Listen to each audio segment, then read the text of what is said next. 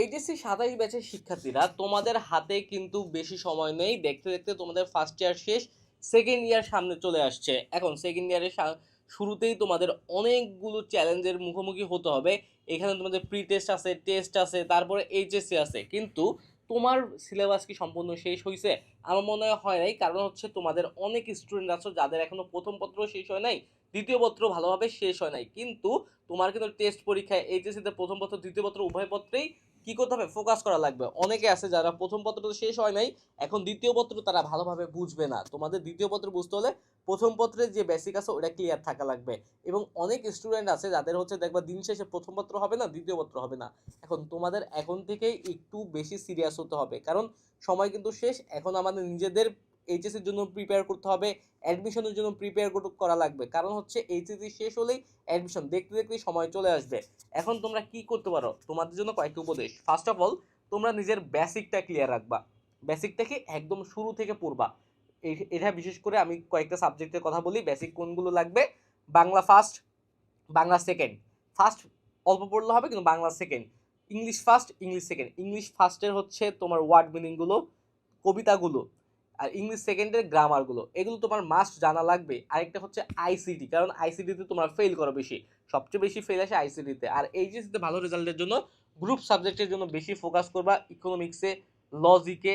আর যদি বেশি সমস্যা থাকে, অনেকের সোশ্যাল ওয়ার্কে সমস্যা থাকে, সোশ্যাল ওয়ার্কটা বেশি করে পড়বা, সাইকোলজি বেশি করে পড়বা। এগুলো হচ্ছে ভালোভাবে পড়বা এইচএসসির জন্য। ওকে, এইবার আসো যে ভালোভাবে কিভাবে পড়া যায়। ভালোভাবে পড়া হচ্ছে মূলত কনসেপ্ট ক্লিয়ার করা। তোমরা অনেকে মুখস্থ করো, খালি মুখস্থর পর মুখস্থ, মুখস্থর পর মুখস্থই করে যাও, কিন্তু এই পড়াটাকে আদৌ তোমাদের জন্য বেনিফিশিয়াল না। মুখস্থ করা চলবে না, তোমাদের আস্তে আস্তে আগাতে হবে, আস্তে আস্তে। কি কারণে? যতটুকু বুঝবা ততটুকু পড়বা। ওকে, এইভাবে পড়লে আশা করা যায় যে তোমরা একটা পড়া ভুলবা না। ওকে, এইভাবে কনসেপ্ট ক্লিয়ার করে পড়লে তোমার লেখাপড়াটা হয়ে যাবে। এখন কনসেপ্ট ক্লিয়ারটা হবে কেমনে? এখন কলেজ থেকে কি তোমরা সকল পড়া বুঝো? বুঝলে ঠিক আছে, হোম টিউটর যদি তোমাদের সকল পড়া যেই কোনো সময় 24/7 যদি পড়াইতে পারে, ঠিক আছে। কিন্তু আমি বলবো সবসময় নিজের সাথে একটা কোর্স রাখো। এমন একটা কোর্স রাখো যেই কোর্সটা এনি টাইম সব সময় তোমাকে হেল্প করবে। এখানে কোনো লাইভ ক্লাসের প্যারা নাই, এখানে সকল ক্লাস অলরেডি দেওয়া আছে। তুমি জাস্ট যাবা, তোমার এই সমস্যাটা ফেস করতেছো, এই সমস্যার ক্লাসটা বের করবা। এটা সমাধান হচ্ছে আমাদের কোর্স, আমাদের একাডেমিক টু অ্যাডমিশনের যে কোর্সগুলো আছে, ওই কোর্সে যাও, এনরোল করো। এইখানে তোমার বাংলা, ইংলিশ, আইসিটি সহ মানবিকের সকল বিষয়ের প্রথম পত্র দ্বিতীয় পত্রের ক্লাস দেওয়া আছে।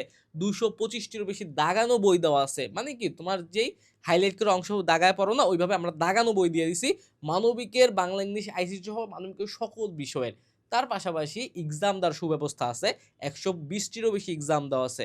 তোমার যা লাগবে সব এখানে দেওয়া আছে। ইবুক দেওয়া আছে বাংলার উপরে, ইংলিশের উপরে, মানবিকের সকল বিষয়ের উপরে সাজেশন ইবুক দেওয়া আছে।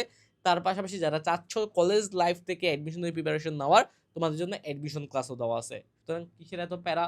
তোমার কোনো প্যারা নাই। এখন থেকে যদি অ্যাডমিশনের পড়া পড়তে চাও পড়ো, এইচএসসি পড়া পড়তে চাও পড়ো, ফার্স্ট পেপার পড়তে চাও পড়ো, সেকেন্ড পেপার পড়তে চাও পড়ো। সকল ক্লাস অলরেডি দেওয়া আছে। কোনো সমস্যা থাকলে আমাদের মেসেজ করো, আমরা নিজেরা তোমাদের আবার বুঝাই দেবো, দরকার হলে 100 বার বুঝাই দেবো। ওকে, কিন্তু তাও পড়ো। এই রোজার মধ্যে অফারের কোর্সটা নিয়ে নাও। আশা করছি তাইলে তোমার লস হবে না, তোমার পড়াটা হবে। ঈদের পরে তুমি একটা কামব্যাক দিতে চাচ্ছ, যেহেতু কামব্যাকটা দিয়ে ফেলো। সুতরাং কোনো প্রশ্ন থাকলে জিজ্ঞেস করতে পারো, আর কমেন্টে কিন্তু কোর্স লিঙ্ক দেওয়া আছে। আসসালামু আলাইকুম।